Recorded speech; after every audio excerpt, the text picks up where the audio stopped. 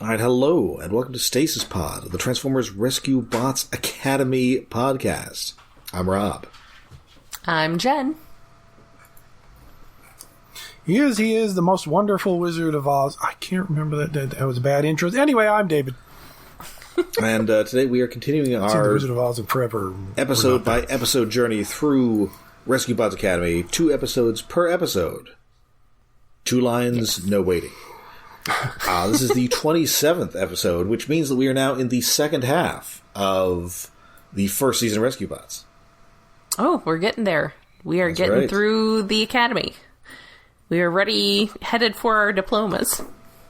That's right. We are in what you might call our sophomore year. Yeah. Ooh. And this episode is Space Case, but unfortunately it is not about the Cyberjets. Oh, but I love Cyberjets. Nor is it about a bunch of wacky misfits in space. Did anybody watch that show? I mean, it is kind of about wacky misfits in space. But anybody watch that show, Space Cases? It rings a bell. Was it on Nickelodeon or something? I was on something like that. It was created by Peter David and Billy Mumy. Oh, wow! It was indeed on Nickelodeon. Okay, I didn't have Nickelodeon until 1992. Maybe 1991. I think I got it late, but I don't remember when I even started watching it. Premiered in 1996. Okay. Well, at that point, I was definitely too cool to be watching Nickelodeon unless it was Invader Zim, which was 2000, 99 or 2000. And, of course, Billy Mumy, a guest star on Rescue Bots. Yes. Noted Rescue Bots guest star. We have pointed out when we've been doing Monster Dawn, last one, when we did Laser Blast, I did make a note to post a link to PED's TF Wiki page. Eddie Deason, right, in Laser Blast. Yeah. Which was actually really rough, because we had just watched Critters 2. Oh, that also has Eddie Deason. So it was 2 Eddie Deasons in a row. Yes. Oh, that's too much Deason. Yeah, especially because he's barely in Critters. He's in there for unreasonable amount of Eddie Deason. 10 minutes, maybe, probably just 5, but he's all over Laser Blast. Too much Eddie Deason. You can't have too much Eddie Deason. No, unfortunately, I do not believe anybody from Transformers was in Krull. That's sad. Not even Frank Stallone? I don't know why Frank Stallone would be in it. A little surprised that they've never got either Robbie... Well, not Robbie Coltrane now, but they never got Liam Neeson for one of those movies. Yeah, I don't know. Maybe he hates fun. He's a guy who'd voice a robot. He would. Yeah. He would voice a robot.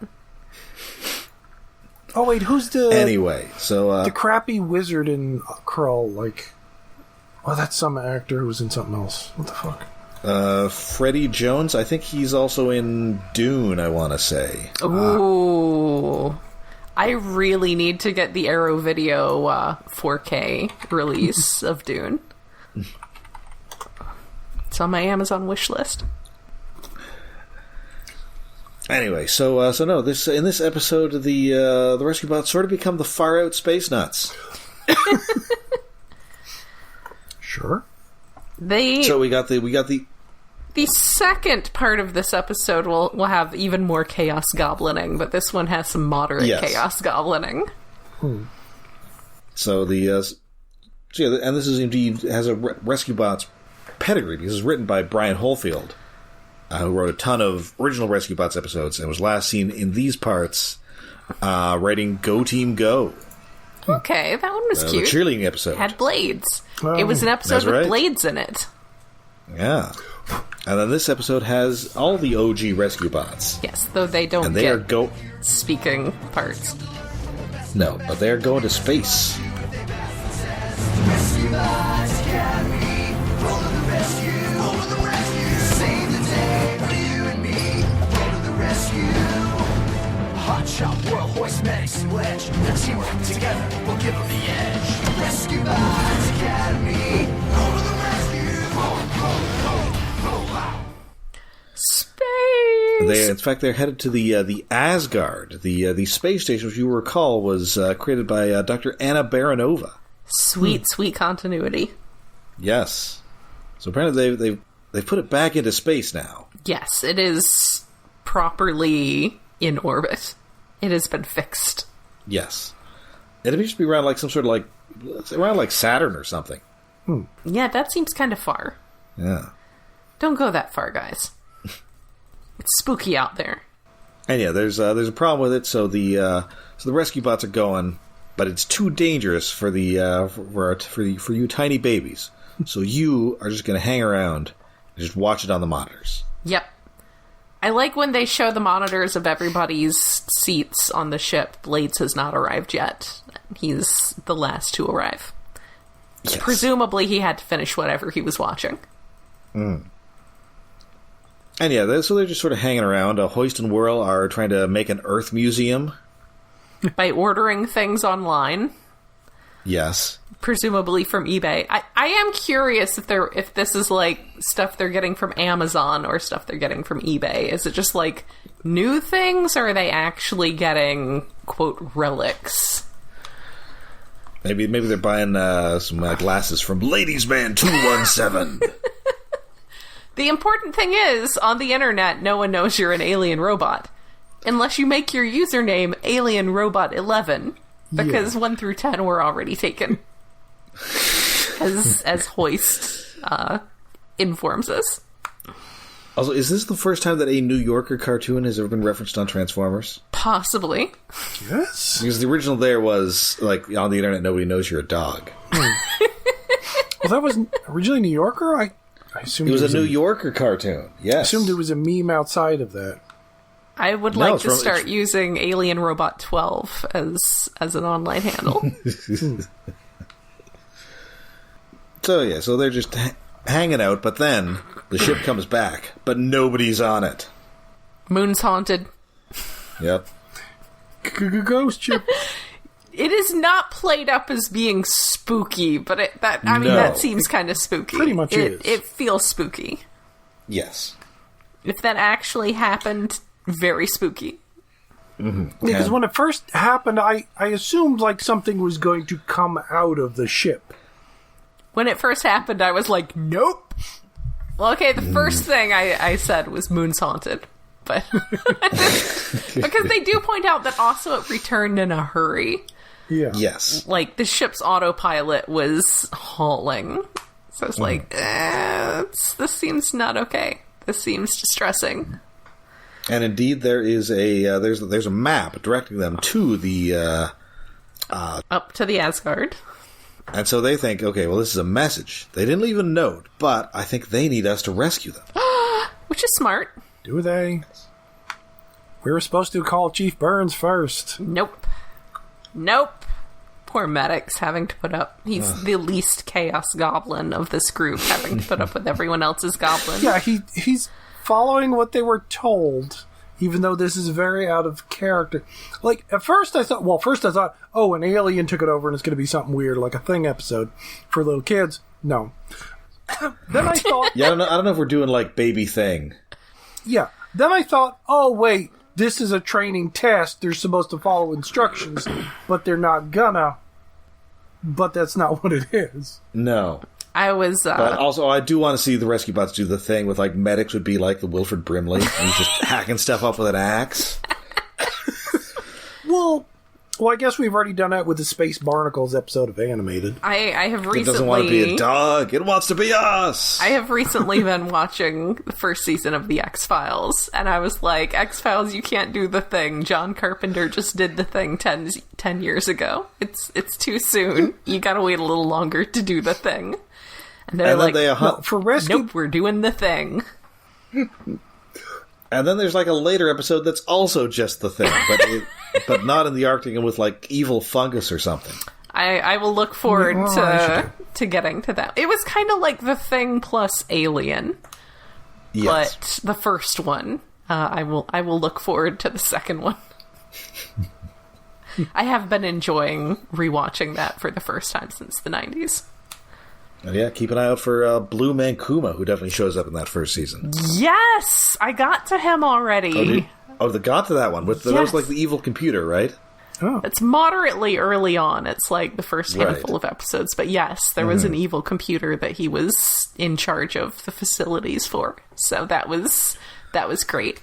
And he does get named in the guest starring, so I was prepared. Yes. I was prepared. He did not catch me off guard.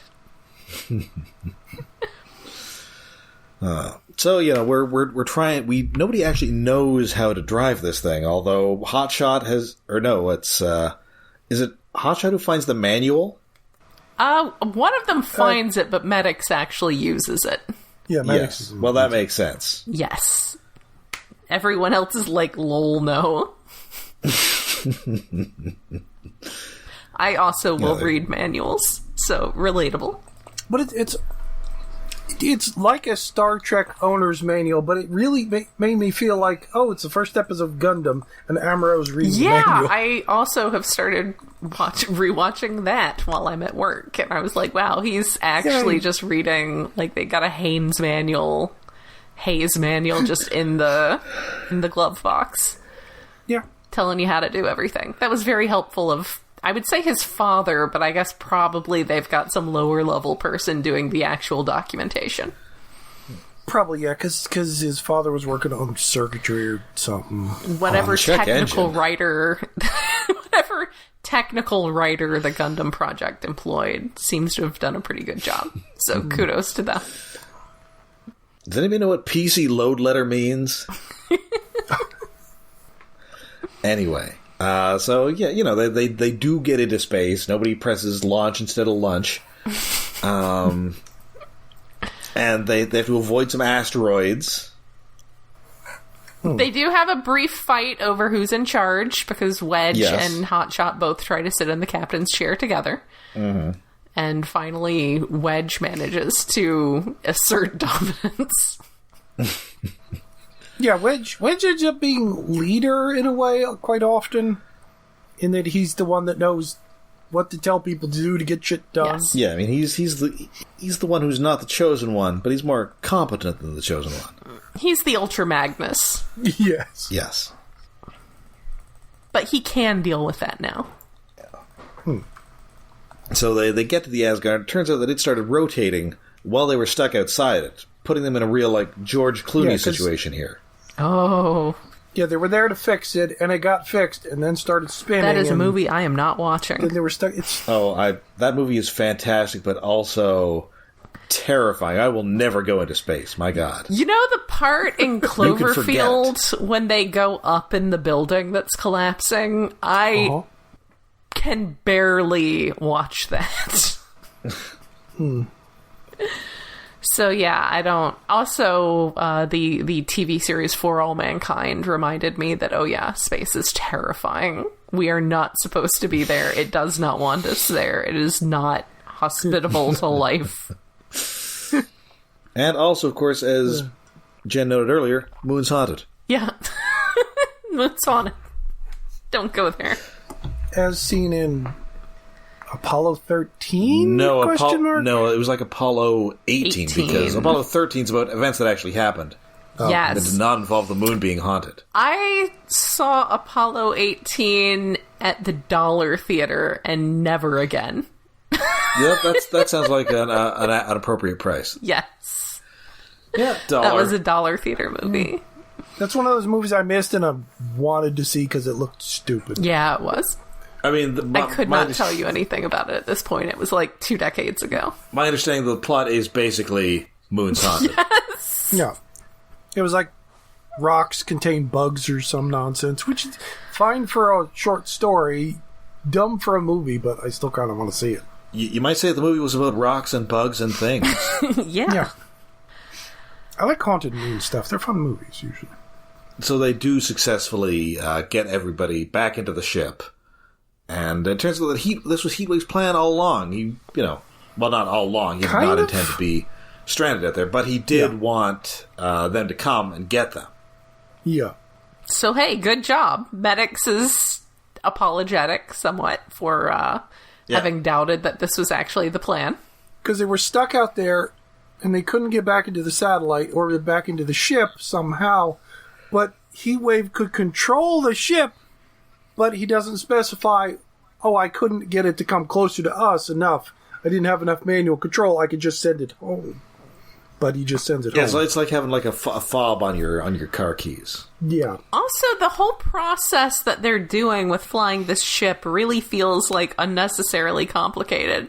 There's a lot of like press this button at position 2 and then simultaneously and you have to put it at two different press it at position 3. at two different controls. And it's like you could have just all these buttons could be in one place. You could be pressing one button with your index finger and another with your middle finger, and this... It just made me think of that, well, I guess it's sort of a game where, like, you'd be a Star Trek bridge crew, but you need multiple computers to do it. Uh-huh. Like, I remember somebody in the Discord at one point talking about wanting to do that setup and play it. It's like, no, that sounds not fun, kind of, in a way. That sounds like a pain. Yeah. That sounds like a pain. It's like Team Deathmatch without the death and the match part. But yeah, so they get there. I question whether hotshot sonic blasters would work in space. Yes, it shouldn't have done anything at all. Instead, it makes him go faster. Well, unless he's pushing out atmosphere to make the sound move. But it shouldn't do shit. Because in space, notably, no one can hear you scream. Yes. Yes, because sound is hitting particles in the air, and particle density in space is real bad. I realize this is overly nitpicky for Rescue Bots Academy, but And yet, that's what we do. I just have some concerns about that. Yes. Every once in a while, there's a suspension of disbelief for a joke that goes beyond. Maybe the water shooters would have been even worse. What? No, because then that would be actually pushing something equal and opposite reaction. That would work. But then the water would just, like, spray everywhere and freeze and probably cause problems. Well, yes, it would freeze. You would have an icicle going in the opposite direction from you towards whatever. But it would be pushing something. And also, of course, like that little thing of ice will just, like, hit your leg or whatever, like a bullet. Yeah, and that would be bad. Also, I have thought about this they're because robots, so it doesn't matter. My Transformers OC used sonic weaponry. I've put thought into this. I mean, I'll just say they're at the beginning of the movie Gravity, there are 3 characters, and one guy doesn't make it past the first 10 minutes, and it's because he no longer has a face. Oof, man. Ew, okay, I didn't know about that part. I just knew 2 people floating in space and one of them dies. Good movie, though. So, the OG bots, they're hitting the stasis pods, and, it is up to the kids to drive them home. Get them on home. Yep, they get everybody rounded up. Yes, Hotshot gets to drive home. That's good. That's a good way to do it. Have Wedge drive out there, and then Hotshot gets to drive home. And that takes us to our second episode, in to which boldly go where no hotshot has ever gone before. In which space proves to be incredibly perilous. In the case of balloon up a tree. Oh my god, this episode! This is the most Chaos Goblin episode. This is just.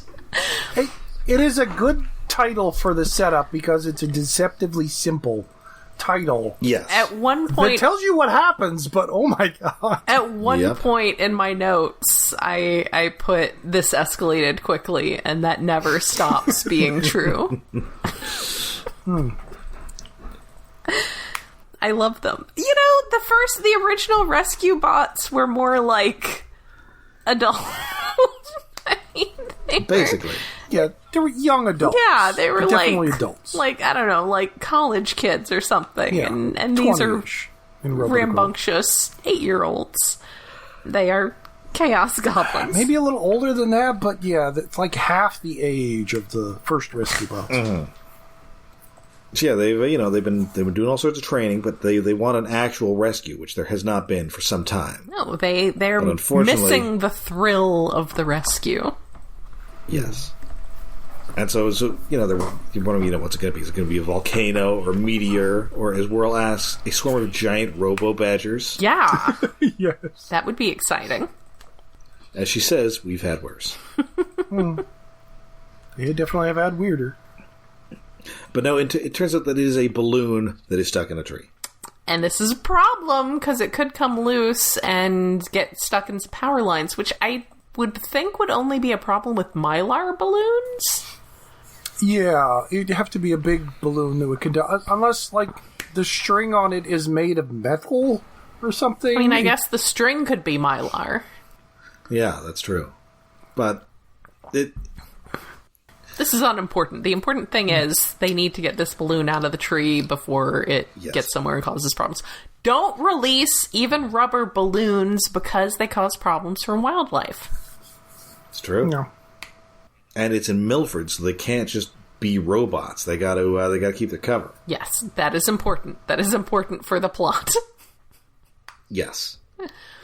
So Hotshot scampers up this tree, but then a bunch of people show up. So the others have to create a distraction. Also, as a note, it is heckin' windy here today. Yes. In Milford. Milford it's windy. So that causes additional problems. Yeah, so then Worrell... And the park they're in with the tree seems to only have that one tree, so there's no other cover. I did think of It's a small park. that meme with the fox standing in the wind. Yes. Heckin' windy. So then now Worrell... I want a redraw of that where it's a turbo fox. Oh, yes.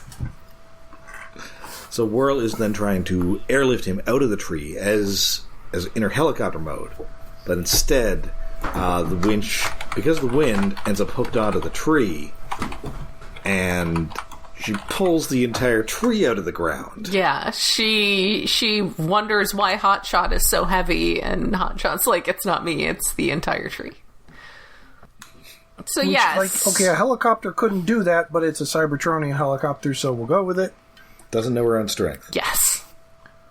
And because it's so windy, she can't really control it once she's got it in the air. She's blowing all across Maybe it's town. been raining and the roots are... the soil is loose. I don't know. But she does manage to pull this large tree containing Hotshot out of the ground. So Medics tries to steer them somewhere where they'll be more private, and they can put it down like the Milford weather station. So they go there. Because it's not open to the public. Yes.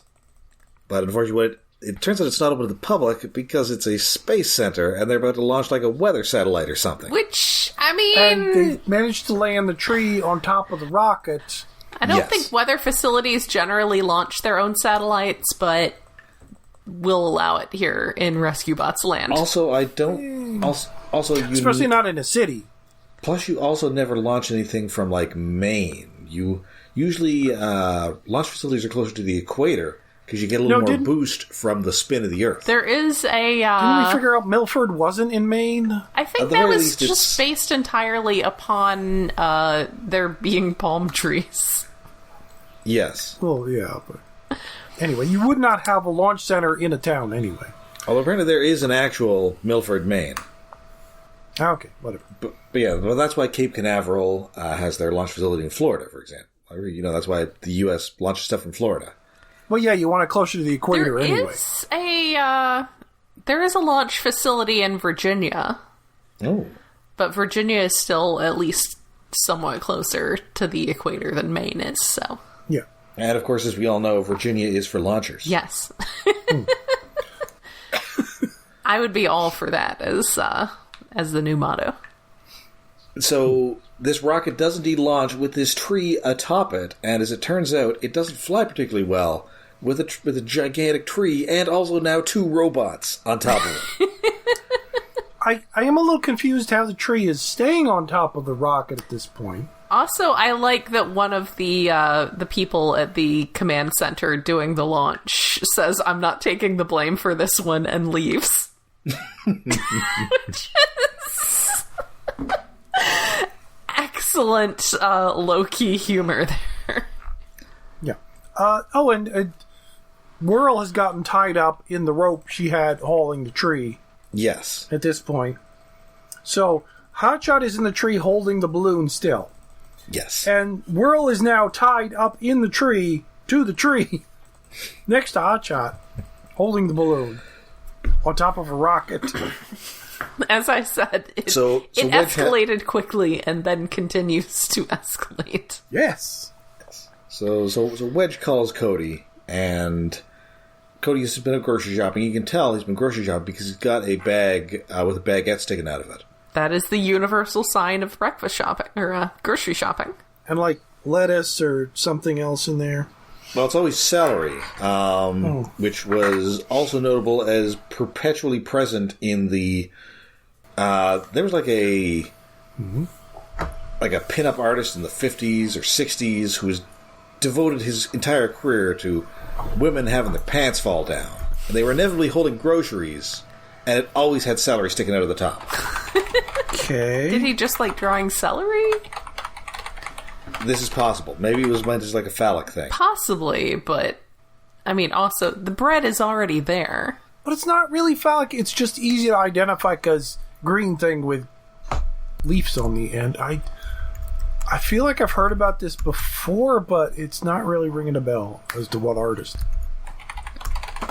Art Fromm is the guy I'm thinking of. Okay. Art Fromm? F-R-A-H-M. As this website says, Art Fromm was an American artist best known for his drawings of 1950s pinup.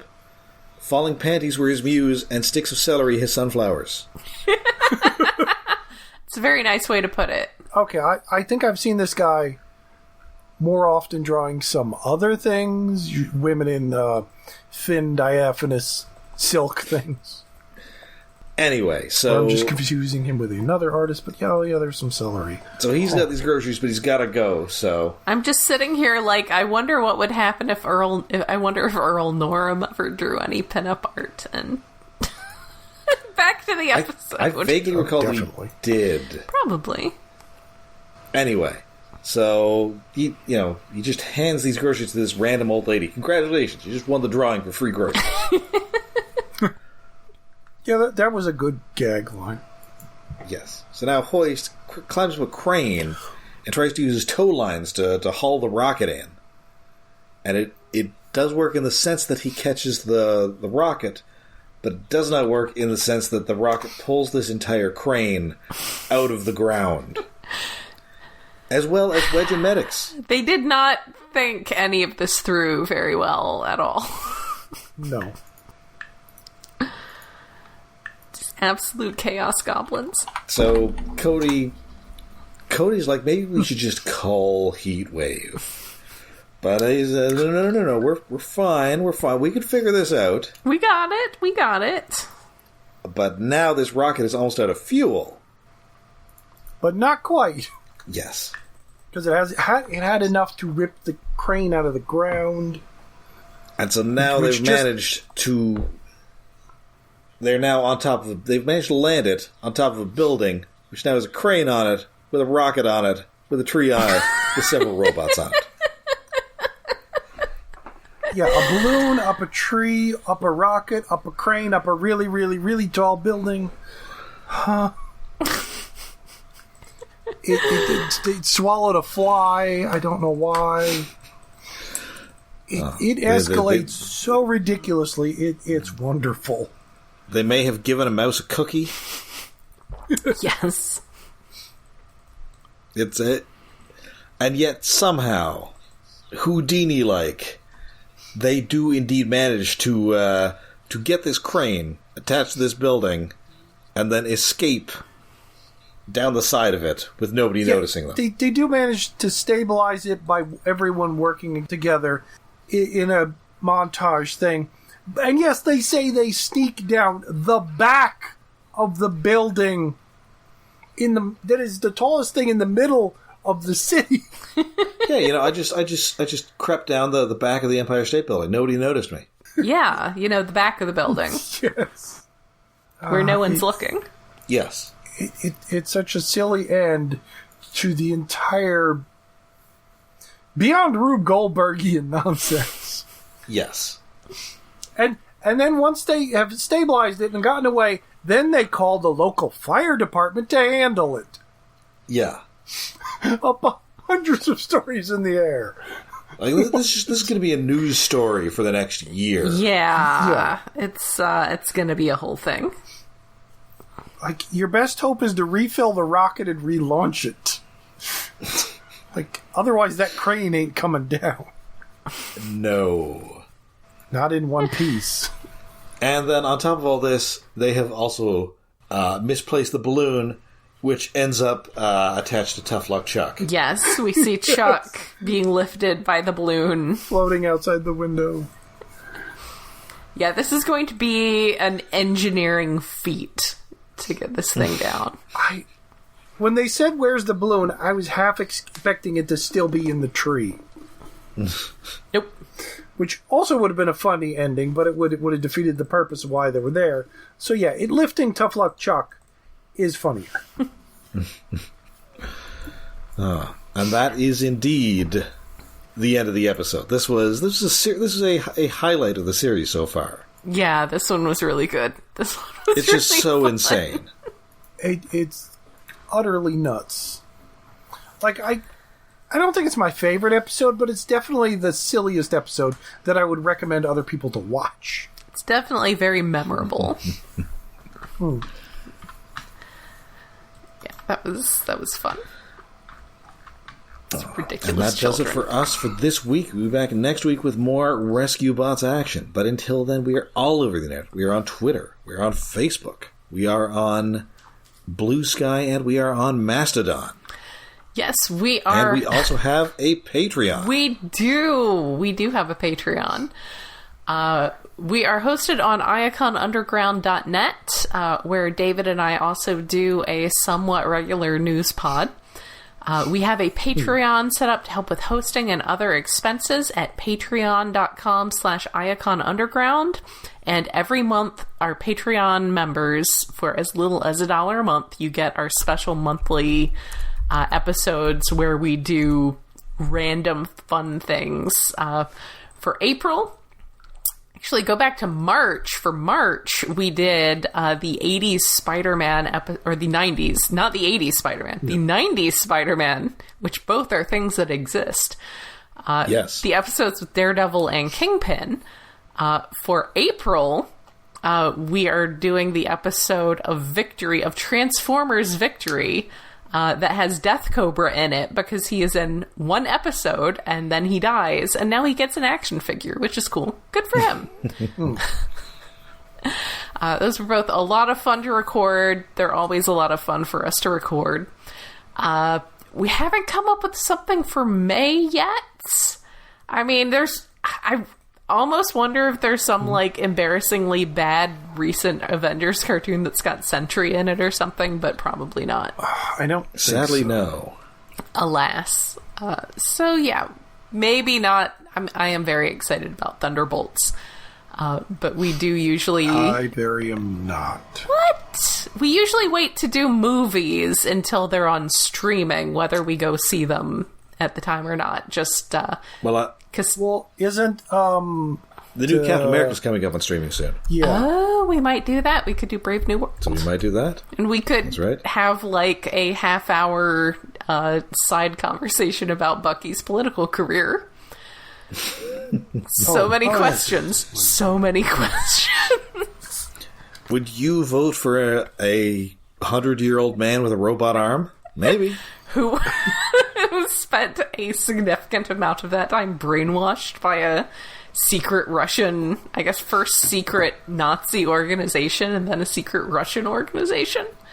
And is a confirmed killer against his will, but still. I mean, who's he running against? I'm listening. Yeah. He, on the other hand, he is very handsome and has excellent hair. This is true. So it's a serious debate.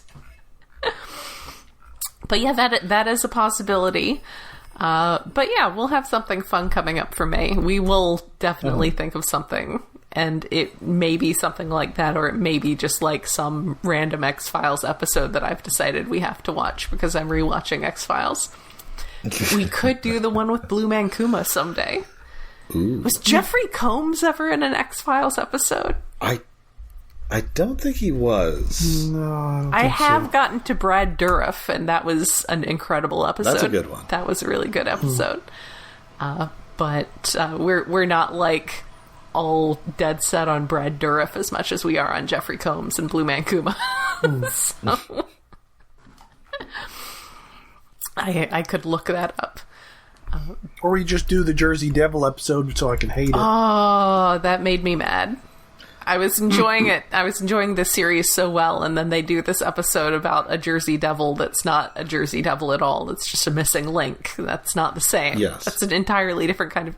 Just because a cryptid is in New Jersey doesn't make it the Jersey Devil. No, I mean, yeah, as an episode, it would have been fine, maybe, if it had been called anything else but the Jersey Devil. Also, Mulder, please stop trying to fuck the Jersey Devil. Oh, no. He is distressingly turned on by this missing link. Anyway,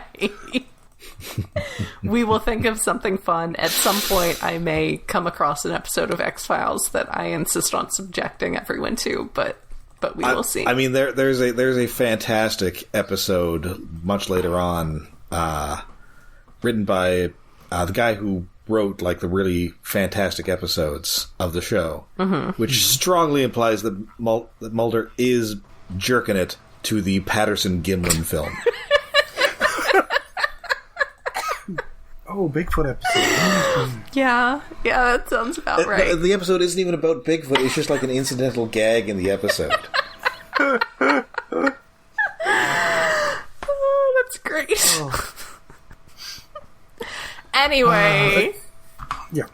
Patreon.com/IconUnderground. It's great. We do good stuff. And we'll be back next week as we surprisingly face off against a dragon. Ooh.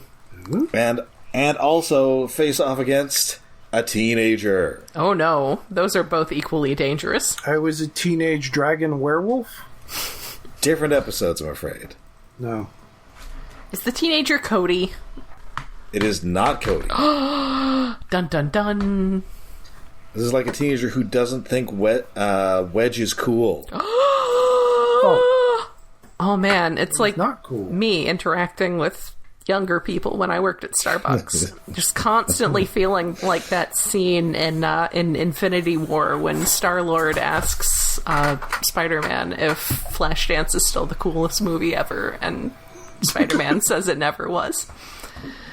That was my entire vibe working with younger people at Starbucks. I'm glad that's over. So until then, I'm Rob. I'm Jen. And I'm David. Good.